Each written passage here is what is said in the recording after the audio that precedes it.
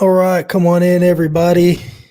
Welcome back. Tuesday is 2 p.m. Happy New Year. Happy Georgia, New Georgia, Year. Georgia. Happy New Year. Yeah. Hope everybody is okay, safe, making phone calls to Georgia. Obviously, all eyes are on our next door neighbors today. So, thinking good thoughts. Haven't really seen anything, but only good signs. Lots of young people, lots of people of color, lots of lines, lots of early voting. So, we're really hopeful about that. We have Tequila Johson coming on with us to talk about some stuff here today. In the meantime, obviously, we're always at tnholler.com. We've added 2 new hollers since we last saw you, which is pretty exciting. The Murray Holler and also the Coffee Holler, which I actually don't think was on that map here. Here's the right map. The Coffee Holler, also in Coffee County. That's all because of you, your support, your contributions. A couple bucks a month goes a really long way. That's how we've been able to grow. So thank you for that. We really do appreciate it. Cassie, how you doing? Doing pretty well. Just trying to stay caffeinated this afternoon Yeah, and just you trying made to. some phone calls, right? I did. Yep. I've been making calls and doing some texts for Georgia, and I have a lot of friends that have been doing the same thing. So thank you to every organizer that's in Georgia right now. Yeah, And for the work that they've done over the past 10 years. This hasn't been just like just this past year, just this past runoff thing. This is like the culmination of a decade of organizing at least. So absolutely. yeah, credit This where was a credit is tweet due. that caught my eye. Gabrielle said the entire South deserves to be treated like Georgia has been treated the last few weeks, including Georgia, even after tomorrow. But y'all not ready to have that discussion yet. Right on. Yeah, we need to be Yes, treating these states as though they have the potential to do this, they not do. only because they do. And so it's really great to see everybody. I think our buddy Chaz Uffelman is down there He is. He's knocking on doors, I believe. So thank you to knocking on Chaz. doors. Thank He's you, an amazing Chaz. organizer. Yeah. And we saw this cartoon was in the Chattanooga Times Free Press. This is a Stacey Abrams saying we can do it. His name is Bennett Cartoons. You guys should follow him if you're not. He is a really good cartoonist over in Chattanooga. And, Chattanooga has a bit of a progressive bent. Most of our cities tend to, but we do appreciate that and what they're doing. So much is at stake in Georgia. It's hard to undersell it. Obviously, we need to get the gavel out of Mitch McConnell's hands, but we also need Yes. to get the $1,000, $2,000 checks to people. And more than that, we need help going forward. It's really an opportunity to change the way that our government deals with its people. Hmm. And, it's just really important that this goes the right way. I'm a Knicks fan. I was watching the Knicks on Atlanta's channel last night because they were playing the Hawks, and every other commercial was a Senate race commercial. And the two different tones coming from Warnock and Ossoff, and then it would be a Loeffler and Purdue commercial, and their commercials were like "Save the country from the radical Right. Democrats and socialism," and then they were playing this commercial that has Warnock saying "Goddamn America" twice, but really he's telling the story of what Jeremiah Wright was saying. It's just so disingenuous, so So dishonest, yeah. and I know that goes both ways, but really it's extra gross coming from their end. Yeah. I think that it really shows just how kind of nervous they are about this. Yeah. And I mean, I think that Georgia has been a really like Democrats in that state have done a really good job in this runoff. Like, and credit where credit is due in terms of like, I think that their messaging has been really good.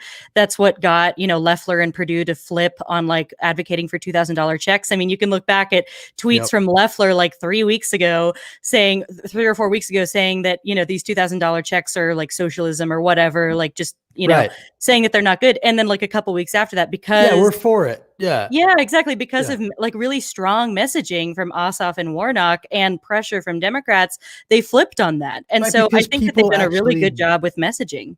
absolutely. It's because people actually do want the government to help them. Nobody wants it to be a socialist. I mean, some people might, but that's not socialism. Socialism is a very specific thing. And when they go around calling every time the government, and then we've had this discussion It's the boy who before. cried wolf. Like, Right, exactly. Nobody buys it anymore.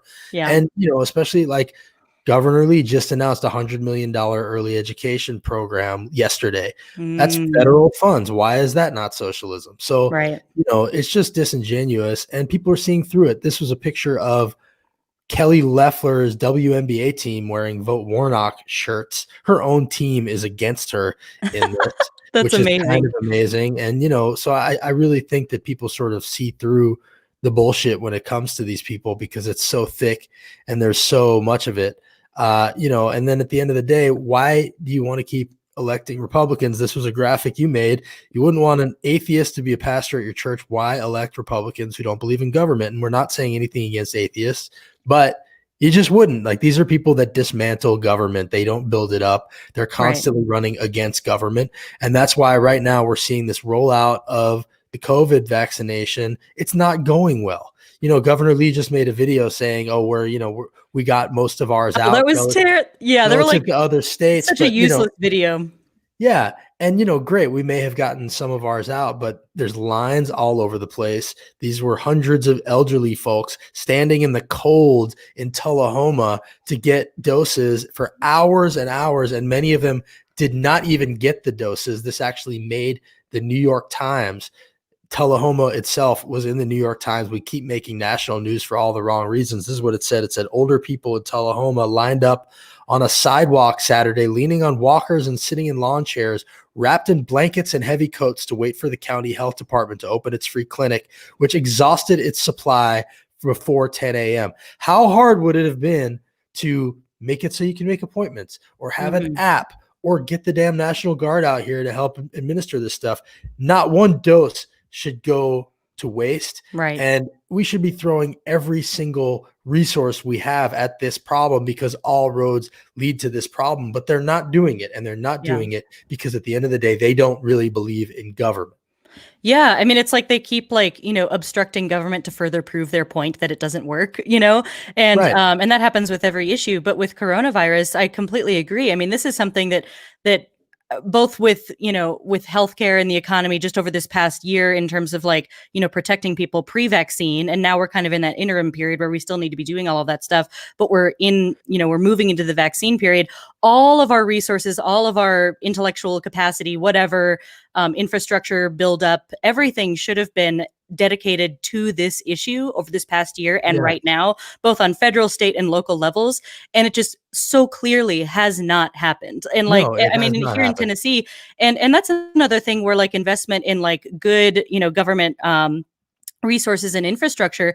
If we had a system like Medicare for All, we would have, not only communications, but distribution networks, all of this stuff that would be streamlined throughout the country and would be set up and ready to go in terms of being able to more efficiently and effectively administer COVID vaccines. And then before that, testing. And it's just really, we don't have that. It's like a patchwork mess between all of these different factions. And I think that there's just so many things that point to the reforms that need to be made in this country, with regard to coronavirus, pointing it out. And it's just such a shame that people aren't learning. Right. Everything we do is a patchwork mess in this country, from, our elections to healthcare to everything. And, Republicans love to claim that they are in favor of state control, and that's their excuse for, castrating the federal government on a lot of fronts. But now they're turning around and trying to throw out the results of an election in states that they have nothing to do with. So, Marsha Blackburn, her excuse for blocking election security bills that came up earlier this year were that she didn't want the state to be interfered with by the federal government. And now, as Sergio at WPLN says, she said we don't want federalized elections, but over the weekend she said she'll vote to reject the electors of disputed states. What is it exactly? So it's so can't have your cake and eat it too. Right. What if Democrats were trying to tell us that what we did here in Tennessee wasn't good enough, and they were going to throw out our votes for Trump, let's say? They would be losing their freaking minds. It would not fly. It would not fly. So they are completely full of it. And, what they're essentially doing is trying to throw out black votes in black majority cities because Trump lost. And this was a post by Roland Martin calling them the Jim Crow caucus, and that's what they deserve to be called. And of course, Tennessee is the only state where both of our senators are on this list of Jim Crow senators that will be voting to block the electors tomorrow, doing it after a phone call that Trump put into the Secretary of State, a Republican Trump voter in Georgia, making all of these ridiculous claims. But his team did a press conference yesterday where they went through all of the different claims that he made on the phone call and debunked them all one by one, which they had already done, but he still won't accept it. And they're still there in DC today, trying to say, throwing their temper tantrum, trying to say that it's being stolen. And it's really the most extreme people that are out there. This thing was put on in large part by Alex Jones, paid for this thing today. And I wanted to show you guys a clip of what they're doing. This is like right now. This just happened. This is in DC. So what do? I'm going to give everybody 3 action steps, and then we're going to peace out. I'm going to peace out. We can stay here, okay? 1, huge models are fake. You, ugly truth, fake cases, fake case studies, fake tests. Gee, they're grabbing your freedoms. Turn to the person next to you and give them a hug. Someone you don't know. Go hug somebody. Go ahead and spread it out. Mass spreader. How is this not a death cult? Just like they're literally hugging strangers in a pandemic, maskless. It's a mass spreader event. It's a mass spreader event. Oh my God. Here they are hugging each other today. It's insane. If you want to give me a hug too, or we can do that. Second thing we do, send me a text. I mean, this is what this is what it's come to. Like, I don't understand how you can be a reasonable quote unquote conservative, which, there are still conservatives out there that consider themselves that. These people are not conservatives. These people are extremists. They are radicals. They are choosing Trump over the country. And, Papadopoulos today said, this is our 1776 moment. Yes, George, it is your 1776 moment, except you're wearing red hats instead of red coats. You are the British in this situation. You are turning against the country. And Republicans in the Senate and our Tennessee delegation, I guess is what I would say, has made their choice. They have chosen Trump over this country. Trump is not the country.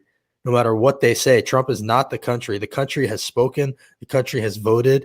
They have no actual evidence for what they're doing. This was a letter from Rep. Mike Stewart to Haggerty and Blackburn that I'm sure he will not get answered, where he says, many citizens in my district would be very interested to know what specific evidence you're relying on as the basis for your unprecedented decision to reject the results of Biden and Harris's election. Yes, what is your evidence? You have no evidence. Yeah. They have no evidence. They were going to do this no matter what. Trump told us very early on that he was going to call it rigged if he lost, and that's what he did. And here we are. Yeah, so he told us exactly what he was going to do. And I think that, the long-term implications of this are, of course, I think that they could go a number of different ways. And I'm not at all happy that this is happening. However, on the very short term here, with our neighbors in Georgia, and I don't take a whole lot of stock in polls, just overall. But it is interesting seeing polling on, and I'm wondering what the actual statistics are, but it is interesting seeing polling on the number of strong Republicans who are not voting in this election, in the Georgia election, because they think it's rigged. And I saw one poll that said it 50% of strong Republicans, again, I don't know what that actual number is, are not voting in Georgia because they think it's rigged. Right. And so I'm curious to see, they're really just shooting themselves in the foot. Sure. And he's been doing it, he's been trying to thread the needle of it's rigged. It doesn't matter. But that's a hard needle to thread. That's a hard needle to thread. And also, last night in that ridiculous speech that he gave, which was, rambling and incoherent and just whining. It was just whining for a long time. And I watched a little of it just because it was his last one. And it was nice to know that it was his last one as we were watching it. Yeah. But, as he's sitting there, he's going, oh, and if they win, they won't give me any credit. And if they lose, they'll blame me. Yeah, if they lose, they will blame him because it will be his fault. Yes. Not just his fault. Obviously, a lot of people worked very hard, but he certainly did all he could to make this unwinnable for them, and he deserves the blame. And which is sort of brings me to why don't they see that he actually has a ceiling?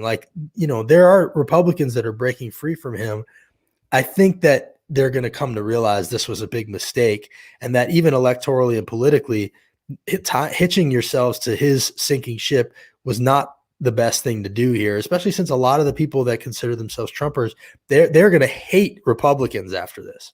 Yeah, and I think that that is the interesting part, just to see how that all works itself out over the next few years, because because that is where like the base is, like the excitement of the Republican Party is Trump's base, and like the obviously there are new people in that electorate that weren't there before Trump, but for the most part, like that riled up base, that's what really drives the momentum, the messaging, and it's kind of the core of the Republican Party right now. So I'll be curious to see how that all shakes out over the next few years, because I mean, he is really toxic and kind of nuclear in a lot of ways. Yeah, we'll see what happens. And we always talked about could go so many ways. Yeah, we always talked about how a more shrewd politician that takes the same tact, could be even more dangerous, and that might be what this Holly guy is. We'll see.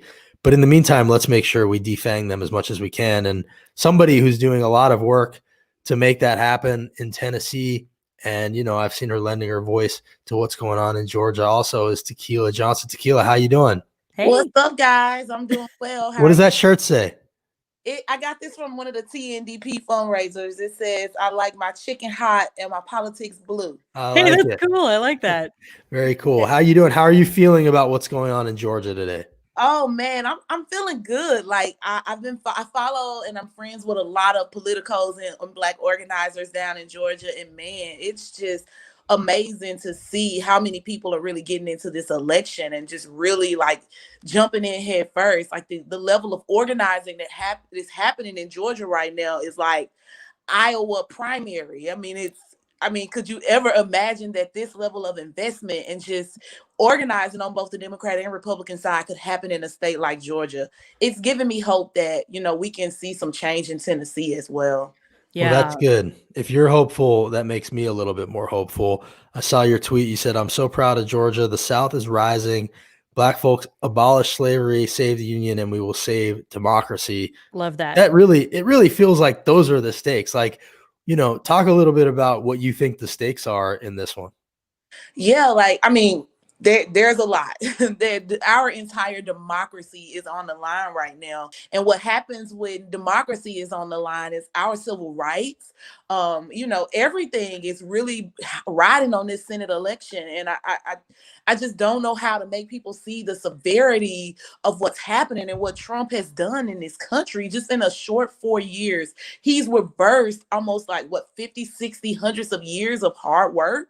He's literally put us on a downward spiral. And if we don't make a change in the Senate, we're going to see that continue to play out over the next 5 years. And God knows what could be happening. Like I could go from running voter registration campaigns to leading the Underground Railroad. Oh my God. Yeah. That is real spit. No, I know. It is that way. And, especially since we've seen the Jim Crow caucus, we were talking about this earlier, they want to delete all these Black votes because Trump lost. What did you think when you saw that Blackburn and Haggerty, our senators here in Tennessee, were signing on to throw out electoral college votes, which essentially means silencing the Black voice in America? I wasn't shocked. I mean, we live in Tennessee. We see it every day. As a Black electoral organizer, I'm almost numb to the stuff that the Republican Party here does. I mean, the crazy thing is people don't think that Marsha Blackburn and Haggerty are extremists, but you look at what they're doing in DC, like they're taking what we see happen in Tennessee on the state level and they are amplifying it in DC. And I just think it's desperate of them, to be honest. I feel like Tennessee is like the Republican Party's last hope to expand their BS. And with Georgia changing and Lord knows what's next, Tennessee, Mississippi changing. I mean, the world is changing. People are subscribing to the Jim Crow caucus's BS. I call them the Ku Klux Caucus, Yeah. Ooh, that's good. Whatever. We call them everything because they are white supremacy being played out in politics and being played out in democracy. And it's kind of disgusting. Really is. I'm sure Cassie has something to ask you, but before that, I just want to let you know David Shirley wants one of your t-shirts. Oh, man. Let's make sure to let them know where to get that. Yeah, Catherine Harrigan, Shout out to Captain. Oh, yeah. Okay. Came from the Young Democrats. The Young Democrats. All He right. made those? Yeah. I mean, who else is gonna come up with this kind of I love it. I love it. That's awesome. Well, it's exciting. I'm hopeful for a good turnout tonight, and I appreciate the work that you do here. A lot of people may or may not know, but it's the Equity Alliance, and you were a big part of the Tennessee Black Voter Project too. And so whatever ends up happening in Tennessee, if that day comes, it will have been in large part because of the work that you're doing. So thanks for what you're doing. And I know we want to talk about the bombing that happened in Tennessee, although you'd never know it by media coverage because it's already out of the news cycle. I just wanted to show you this. What do you think about white guys wearing blacks for Trump t-shirts? How do we feel about that, Tequila? Well, maybe he's the darkest person in the room that's voting for Trump. I honestly, I am no longer shocked by the things that Trump pulls out of his hat. Like, it is crazy, but it is in a crazy way. Trump is actually inspiring to me. I used to really be afraid to speak out and say certain things because I didn't want to, piss off the establishment. I didn't want to step on the toes of activists. I felt like in a box, like I can't say what I really feel. But you know what? Trump lit a fire under my butt. I said, this crazy mofo can come out and say the most wrong, outlandish stuff, then clearly I could speak some truth, right? And so even if it's 3 people, even if it's 2, somebody's going to hear it and somebody's going to listen and appreciate it. And so it's a great point. It's a great point. I mean, I ran for Congress in 2018, and even then, I kind of felt like I got to be careful. But, at this point, I think everybody's just pedal to the metal, let's go. There's no point in holding it back anymore, in large part because, anybody that might be offended, is on his side anyway, so there's no middle. Is there really a middle at this point? I guess that's center. The center is like I don't know. I think it's like a unicorn at this point. Yeah. Clawing for we're here. Right, exactly. We don't like to defund the police. We don't like Trump. We're in the murky middle, and people are pick a side already. Pick a side already. The murky middle, the sort of what you hear in mainstream media all the time is pivot to the some imaginary suburban white voter. I know. No, stop it. It's amazing how much time is spent trying to win those people over. And they may not even really be there. Okay, let's talk about the Nashville bombing thing, Tequila. You've had a lot to say about it, and a lot of people have, and rightly so. Just yesterday, they confirmed that this is not going to be considered terrorism. Did you hear that? I knew that, but yeah, I heard that. Okay, you knew that, yeah. So, I mean, what's your initial reaction when you hear that this isn't terrorism? I mean, it pisses me off. It's infuriating because I think about all of the Muslim brothers and sisters who were afraid to go to the airport for years, who could not wear their hijabs and habayas because of what happened. And now you have a white guy who parks his RV in the front of a major communications hub and literally just destroys an entire block downtown Nashville, a major metropolitan city. And some kind of way we're talking about mental health, and as pissed off as I am about it, I'm still kind of numb to it because we knew this. This is what Black activists and Black organizers and brown activists and organizers have been saying for years. We are public safety, America's #1 enemy for the slightest of things, for carrying Skittles, for playing with a toy gun, for selling loose cigarettes outside the store, we can be killed. But you mean to tell me this man gets to blow up an entire street and die in dignity? I don't know. That's the kind of crazy part to me. But then there's this whole conspiracy theory around 5G. And it's is this true? If you guys are not painting this man as a terrorist, maybe he was onto something. Right. I mean, yeah, the only thing that I saw to sort of give it any bit of a silver lining is that for some reason, insurance companies, if it's terrorism, won't pay out to businesses. But if it's fire or whatever, they will. I don't know about all that. At the end of the day, this is terrorism. Anybody thinking rationally about this understands that it shouldn't matter. And that the bottom, and if he was brown, if he was Muslim, this would be a much bigger story. He would have had his door kicked down when somebody reported him in the beginning. And, you know, he certainly wouldn't be given any sort of mental health benefit of the doubt. So, you know, we heard the story, I'm forgetting her name, but a woman who lives in Nashville who had her door beaten in by Metro Nashville police. It was the wrong door, and they broke in her door, and she was naked and, you know, humiliated. What does it say about the Nashville police in particular, but policing in general, that white guys, as long as they say, nope, it's not happening, they get the right to privacy, but nobody else does? You know, I think about that slogan that all police across the country use: protect and serve. And the Right. is the police are here to serve white people and protect them from their fear of Black and brown people. That is the harsh reality. And that is what we see in this bombing, is that, you know, you're not serving everybody. You're serving a particular set of people who are threatened by another particular set of people. And that's playing out in policy, that's playing out in law enforcement, and in the laws that are being made. Like, you know, this isn't just a law enforcement issue. This is a lawmaker issue as well, because they are enforcing the laws that are being created by our white supremacist General Assembly. So Right. it's kind of like just a top-down approach of white supremacy that has happened in Tennessee since, you know, this state became a state. So I don't know, like it's disheartening, it's upsetting, but we know if that guy had been Black, his face would have been all over, you know, national news. We know had that guy been Muslim or had he been Hispanic, his face would have been all over national news. We know that Trump would have been in Tennessee hosting a rally saying, let's get these people out of our country, let's build a wall. We know that, you know, had he been a Black guy, he would have been labeled a thug. His criminal history would have been pulled up. He would have, you know, we'd have talked about that time in elementary school when he got caught smoking a joint. Like, it would have just went down a million rabbit holes. But we know nothing about this guy. We know nothing about what he did before. We know nothing about his past life, and we probably will never know, because he will never be regarded in a way that a Black or brown citizen of this country will be regarded for committing the same act under the same premise. So many good points. Yeah, go ahead, Cassie.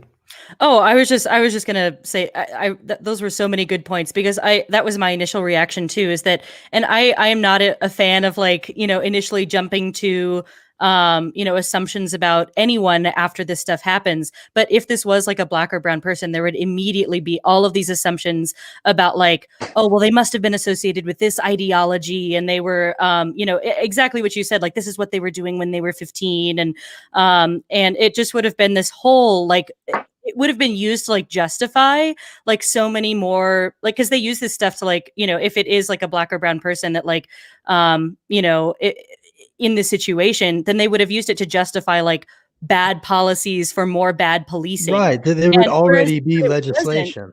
Yeah, but because it wasn't, like, I mean, I think that this just really highlights, like, how the police, in the way that they're, like, functioning right now, it's not a good investment, and they're not keeping us safe. How does it keep us safe to have them ignore this white guy who has, like, his lawyer and his girlfriend say that he's making bombs in his backyard? But as you said, Justin, but they break down the door of, like, a Black woman who is doing nothing. It's like, crazy. it was for no reason. And the other like, thing, this doesn't keep it. There's so many incidents like that. Those are not just anecdotal. Like, they aren't, the way that they're set up right now, they are not keeping people safe. They're not protecting and serving the people. They're protecting and serving the status quo, which means, you know, white people, essentially. Right. Adam Thomas says a white guy blew up an entire city block last week and took a major city off the grid, and the news talked about it once like a special interest story. The other thing I wanted to mention is, you know, there's this whole thing about what he sent to people. Apparently he sent packages with writings about aliens and lizard people, and, you know, that's being used to sort of chalk it up to mental health, like you're saying. But what I think needs some digging into, and it won't happen, is where those ideas came from, because those are very specific ideas. And I think Cassie might attest to the fact that I listen to Alex Jones and Steve Bannon more than most people, because I know Trump does, and I just want to hear what he's hearing. Lizard people is a very specific Alex Jones thing that he talks about all the time. I don't know if he's the only one that talks about it, but if this guy was like an Alex Jones disciple, imagine if Alex Jones was Muslim and you know, worked at a mosque and led a mosque, and this was what he was preaching, and then this guy went and did this, it would all be treated as one big conspiracy, as, you know, suicide bombers coming from being sent by Islam. Alex Jones is radicalizing people. He talks about hot civil war all the time, but nobody ever connects these dots because they're white. So, you know, there is this sort of blindness that comes in when it comes to white ideologies. Yeah, always. I mean, I think just, you know, it's crazy. What else can you say about it? Like, I just literally sit and think about the fact that this guy, literally the police knew, like they were given a tip and they're saying, oh, he's mentally ill. Well, what do you think about people who grow up in drug-riddled, poverty-stricken neighborhoods? Yeah. Don't you think something to a person's social emotional well-being? It does, but they're not given the benefit of being mentally ill. They're not given the benefit of being socially in adapt, but he's able to use or justify killing or taking not killing, but he could have killed people, but taking off an entire block because he's mentally ill and he believes in aliens. Like, it's crazy. It's a mess. It's nothing but white supremacy. It's no other way you can really, you know, justify what has happened in the state or in this city without talking about white supremacy. And you know, Cassie, we don't want to always think it's about racism, but it is. Yeah. It is. The fabric of this entire country was built on white supremacy and racism. And so everything that happens is just a result of that being played out. And we have no choice but to call it out. Right. Like you don't get to just suddenly not see color and say, okay, everything's fine now, when it's been so racialized for centuries. You know, we need to see it. We need to fix it. We need to address it and be intentional about it. We can't just suddenly say, okay, it's over. We can't. It's not over, and it's never going to be over. And what we have to realize is, even in this fight for equity, even in this fight to, you know, to defund the police or to eradicate certain social ills or oppression, we have to realize that this fight is never going to end. Once we win something, we have to fight to hold on to it. You know, it's going to be a continual fight because the powers that be are never going to just yield to something other than other power. Absolutely. So what is the Equity Alliance focused on right now? What are you guys focused on? I know you've grown this year. It's been a great year for you. By the way, congratulations on being, you know, Tennessee, what is it, People of the Year? Something big like that. Crazy. That's crazy. Yeah. What are you guys focused on right now? Yeah, so we're focused on a lot. But first, I want to say this about Tennessee People of the Year. I have to make this point somewhere. How ironic that we got to share the Tennessean front page with this crazy bombing story, right? It's crazy. Like, if being a Black woman in America isn't like tragic or, you know, what's the word, triggering enough, we have to even accept our flowers in the midst of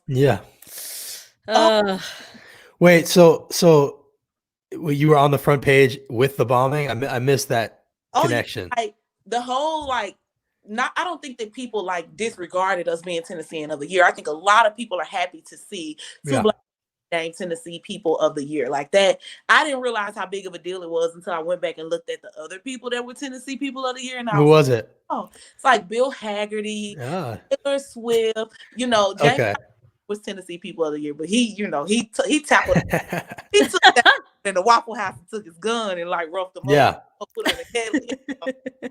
I mean, I ain't got it like that. So I was like, wow, this is amazing to be named Tennessee People of the Year. Bill Haslam and his wife, and, you know, like people who got a lot of money. Yeah.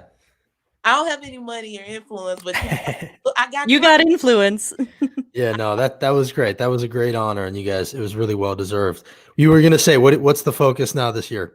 Yeah, so I mean, the focus is the same as it has always been, and that is saving democracy. But one of the things that we do as the Equity Alliance that we often don't talk about, because from 2016 to now, the whole focus has been, we gotta save democracy. Like, before any, 2020, everybody became a voting expert. Everybody was talking about voting, and that was what we wanted. But when we started the Equity Alliance, Tennessee was 50th in voter turnout. Nobody was talking about voting.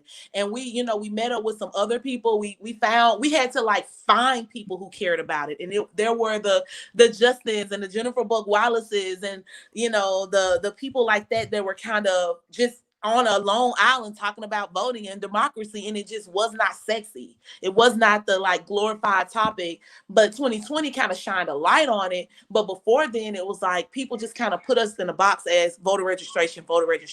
Yeah. That has always been a part of what we do, but a small piece. We really understand that in order to really have power, you got to have organized people and organized money. And so we focused on the organizing people piece, and we've shown that we can organize, we can mobilize, we can move people to action. And now it's time to really get to where the money resides, baby. It's time to start organizing Black dollars, organizing Black people, and making sure that not only are we getting people to the polls, but that we're continuously holding government accountable and making government work, and that we're building new leaders. So those three things have been what we call our power pillars: organized money, saving democracy through organizing people, and making sure that we're building new leaders. And this year is the year where we finally we don't even have enough investment, but we have enough investment for us to really begin to focus on all three of our power pillars. So I mean, there are going to be some big things coming from the Equity Alliance. We're looking for people who want to partner, who want to build like these amazing movement moments. We're still going to be doing our podcast, Porch Politics. Hell yes. Good. AKA Mouth of the South, baby. I'm bringing. Yeah. I love that. Yeah. Porch Politics. Everybody should be subscribed to that. And definitely, we love that you guys do that. And however we can help would be great. I'm glad that you're going to keep doing that. But yeah, you're focusing on the thing that's going to change the state. And that's getting people registered, making it sexy, making it fun, letting people realize that, their vote is their voice. And it really is. And we're seeing that in Georgia right now. So hopefully it's infectious and contagious. And, I'm just grateful that you guys are here. Yeah. I just wanted to echo that too. I mean, I see so many comments of people saying like, "Oh, we need like a Stacey Abrams here in Tennessee, yada yada yada." And no, I mean, credit right here. Yeah, I mean, credit where credit is due. Stacey is awesome, but like, we got our own thing going on with Tequila and Charlene, and like all of these incredible organizers with the Equity Alliance and so many other organizations here in Tennessee doing the work. I mean, we got our own thing, and it's our own state, it's our own way of doing things, and it's you guys that are really leading the charge in so many ways. And so we're just like eternally grateful for the work that you all do. So yeah, that'll hopefully be us in 5-10 years. We'll be Georgia. Tequila, I saw you said something about the TNDP race. You said something new, something relatable, Black, young, something. We need some pizzazz. Time to wake the TNDP up. Do you have any thoughts on the TNDP race as it's coming up? I don't know if you don't want to weigh in one way or another, but because this TNDP thing is stressing me out. I heard that John Ray dropped in and dropped out. And to me, it's like I appreciate him for doing that. Because he is a strong advocate, but I think he serves us well at the state. I think we need to stop trying to like keep picking the same people. And risk. Like, let's Tennessee. By the way, State Senator Heidi Campbell says thank you for all you're doing. So she's watching. Heidi, and congratulations. I keep forgetting she's State Senator Heidi. Yeah. Amazing. Woo-wee. Way to take out a big drug lord. Yes. No, I think you're right about that, though. I'm a big John Ray fan. I think it's good to get a fresh face in there. So I don't know what went into that decision or whatever. Don't really care, honestly. But there were a lot of good choices in the race already. So, I'm interested to see what happens next week. I'm glad they're doing ranked choice voting.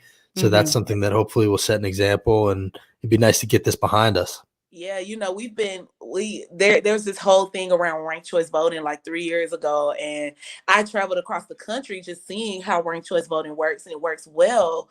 And I'm glad to see it be implemented. I think it works very well on like for things like TNDP and stuff like that. I'm nervous about it in the Nashville City Council. I'm just be honest, but for smaller, more compact type of things like this. But I'm excited too. I think that take a risk. Yeah. I mean, nothing to lose. Sanity. It's right. same thing and expecting different results. Like, you have some great candidates who can relate to some people that y'all need to be talking to. Like, Yeah. you have Right.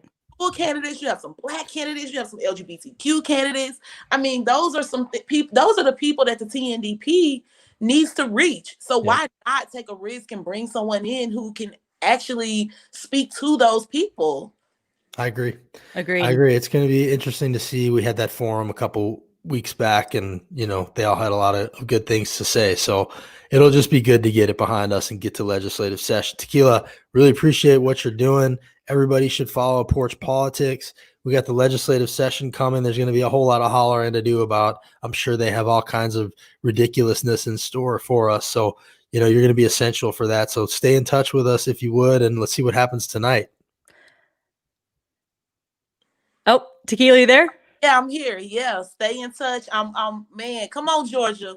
Come on, Georgia. Actually, on. before you go, can you lift up some of the organizations and people that you know of in Georgia who might not otherwise like get the notoriety or attention? Just like who's doing the good work down there that we don't already know about? Yeah, so I have to give my girl Instate Ufai her credit, who's leading the New Georgia. Yeah. Georgia organization that Stacey Abrams founded. I didn't know this, but it's very similar to the Equity Alliance, and they're doing awesome work. Of course, Black Voters Matter is down there doing awesome work. Black Pack is down there doing awesome work. Woke Vote, my homeboy Jeremiah and Black News Weekly is down there doing awesome work. A lot of our Tennessee politicos are down there. Yeah. Down there taking pictures on the set with Roland Martin, just keeping the swag going. Leland Evans, one of our Equity Alliance leaders, down there doing great work. Chris Smith, one of Tennessee's finest strategists, is down there working with March On and When We All Vote. I seen Amber Sherman down there. Who else is down there? God, everybody's in Georgia. I know we should probably be down there, honestly. Party going on in Georgia, and we not down there two-stepping and ragtopping. I'm real. I know. I think we all blew that one, but we'll see what happens, and definitely we'll be watching tonight. Yeah, it's gonna be awesome, man. If COVID wasn't here, I would have just been down there. Right, that's like the whole time. Big part of it. Yeah. All right, Tequila, you're the best. Thanks for coming on. Thank you for having me. Love you guys. Love you too. All right. Tequila, the best. Everybody should be following her. She's at Miss_Solutionary on Twitter. And we are at the TN Holler. That's at CastJax. I'm at Kanew. We appreciate you all. Hopefully we'll have a good night tonight and wake up tomorrow with some good news. But either way, could take a few days also. What's that? It could take a few days. That's true. That's true. It probably will take a few days. But either way, the fight continues, and we will be here Tuesdays and Thursdays. We'll be back on Thursday. We've got a legislative session coming, so it's starting to get more and more important to all be on the same page. So stay with us, follow all the hollers throughout the state, and please subscribe to the Holler at the TN Holler at tnholler.com and chip in if you can. Appreciate you. See you on Tuesday or on Thursday. Y'all. Bye.